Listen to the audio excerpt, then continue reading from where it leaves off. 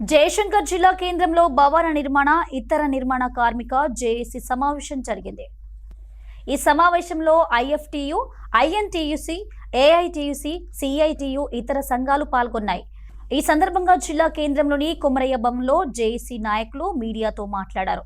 జయశంకర్ జిల్లాలోని భవన నిర్మాణ ఇతర నిర్మాణ కార్మికులు పనిచేస్తున్నారని, వారి వెల్ఫేర్ బోర్డు ఫండ్ను ఇన్సూరెన్స్ కంపెనీలు తిరిగి చెల్లించాలని డిమాండ్ చేశారు. కార్మిక సమస్యలపై ఉద్యమ కార్యాచరణ రూపొందించినట్లు తెలిపారు. భూపాలపల్లి జయశంకర్ జిల్లా ఏఐటీసీ ఆఫీసులో తెలంగాణ భవన మరియు ఇతర నిర్మాణ కార్మికుల జేఏసీ సమావేశం జరుగుతూ ఉంది. ముఖ్యంగా భూపాలపల్లి జయశంకర్ జిల్లాలోని భవన మరియు ఇతర నిర్మాణ కార్మికులు చాలామంది ఎక్కువ సంఖ్యలో పనిచేస్తూ ఉన్నారు. వారికి సంబంధించి భవన నిర్మాణ కార్మికులకు ఇన్సూరెన్స్ అంటే మన లేబర్ కార్డ్స్ కానీ, అదేవిధంగా కార్డ్స్ ఉన్న వాళ్ళకు రెన్యువల్ లేదు. కాబట్టి అలాంటి వాళ్ళు జిల్లాలో చాలామంది ఉన్నారు. కాబట్టి భవన మరియు ఇతర నిర్మాణ కార్మికులకు సంబంధించినటువంటి వెల్ఫేర్ బోర్డు ఫండు ఏదైతే 380 కోట్ల రూపాయలు ఇన్సూరెన్స్ ప్రైవేట్ ఇన్సూరెన్స్ కంపెనీలు అప్పనంగా వెల్ఫేర్ బోర్డులో ఉన్నటువంటి కార్మికుల సెస్ను తీసుకెళ్లినందుకు ఇన్సూరెన్స్ కంపెనీలు వెంటనే వాటిని ఉపసంహరించి ఏదైతే వెల్ఫేర్ బోర్డు ఫండును తిరిగి 380 కోట్ల రూపాయలు కార్మికుల యొక్క శ్రమ, వారు పనిచేసేదానికి సంబంధించిన సెస్ను వెంటనే వెల్ఫేర్ బోర్డు నిధిలో జమ చేయాలి. దీనికి రాష్ట్ర ప్రభుత్వం కూడా చర్య తీసుకోవాలి. ఏదైతే కేంద్ర ప్రభుత్వం తీసుకున్న నిర్ణయాన్ని ఈ రాష్ట్ర ప్రభుత్వం తిప్పికొట్టాలి.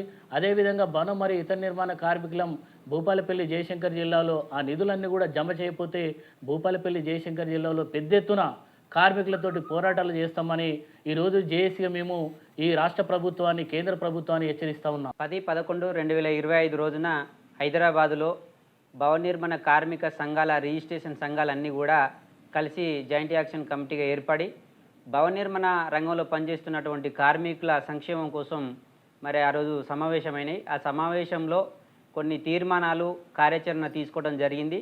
భూపాలపల్లికి సంబంధించి ఈరోజు 13-11-2025 రోజున ఏఐటీసీ ఆఫీస్లో సమావేశం జరిగింది.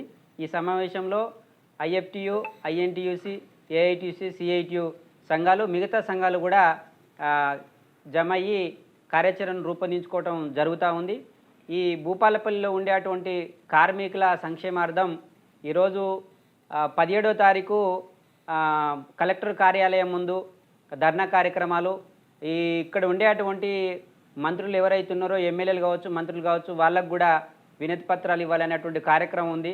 అట్లాగే డిసెంబర్ 5వ తారీఖున చలో హైదరాబాద్ కార్యక్రమాన్ని కమిషనరేట్ ముందు కూడా ధర్నా చేయడానికి కార్మిక సంఘాలు ఏకగ్రీవ తీర్మానంతో మరి కార్మికుల సంక్షేమం కోసం ఈ రాష్ట్రంలో ప్రైవేట్ ఇన్సూరెన్స్ కంపెనీలు చేస్తున్నటువంటి అఘాయిత్యాలకు వ్యతిరేకంగా కార్మికుల సంక్షేమం కోసం మరి కార్మిక సంఘాల జేఏసీగా ఏర్పడి మరి వారి సంక్షేమం కోసం ఐక్య పోరాటాలు నిర్వహించడం కోసం పూనుకున్నాం. కాబట్టి ఈ కార్యాచరణను కంటిన్యూషన్ కొనసాగించడం కోసం అన్ని కార్మిక సంఘాలు, మిగతా రానటువంటి సంఘాలు కూడా కలిసి వచ్చి ఈ పోరాటంలో భాగస్వాములు కావాలి. మా పేరు నరసింహరావులు, ఐఎఫ్టి. ఇప్పుడు 30,000 రూపాయలు మ్యారేజ్కి ఇస్తున్నారు. మేము డిమాండ్ చేసేది 1,00,000 రూపాయలు. డెలివరీకి 1,00,000 రూపాయలు ఇవ్వాలని మేము గవర్నమెంట్ను డిమాండ్ చేస్తున్నాం. ఏ కార్మిక సంఘమైనా మేము అదే టైప్లో చేస్తున్నాం. దాన్ని అమలు చేయాలనేది కోరుతున్నాం. భవన నిర్మాణ కార్మికులందరికీ నేనే కానీ మా యూనియన్ కానీ ఏ విధమైన సహాయం చేయాలన్నా మేము ముందుంటాము. ఇప్పటివరకైతే భవన నిర్మాణ కార్మికులకు సహజ మరణంలో 2 లక్షలు ఇస్తున్నది.